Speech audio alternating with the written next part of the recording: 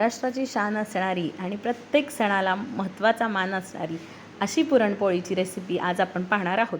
तर मी साखर न वापरता फक्त गूळ वापरून ही पुरणपोळी बनवणार आहे. तुम्हाला हवं असेल तर तुम्ही निम्मी साखर निम्म गूळ हे सुद्धा प्रमाण घेऊ शकता आणि फक्त गव्हाच्या पिठापासूनच न फुटता छान अशी टम्म फुगणारी पुरणपोळी आपण बघणार आहोत. तर याच्यासाठी काय करायचं, मी इथे 2 वाट्या हरभऱ्याची डाळ घेतलेली आहे, ती 2 वेळा स्वच्छ धुवून घेतलेली आहे. आणि 2 वाट्या डाळ असेल तर मी इथे कटाची आमटी करायची आहे म्हणून 4 वाट्या पाणी घेतलेलं आहे. जर तुम्हाला आमटी बनवायची नसेल तर तुम्ही 2 वाट्या डाळीसाठी फक्त 2 वाटी पाणी घेऊन ही डाळ छान गरगरीत शिजवून घेऊ शकता. कणिक कशी मळायची आहे, तर मी ही पिठावरची पोळी बनवणार आहे.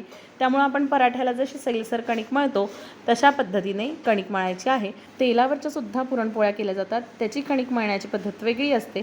डिटेल रेसिपी चॅनलवर अपलोड केलेली आहे. चॅनलला व्हिजिट करा, लाईक शेअर सबस्क्राईब करा.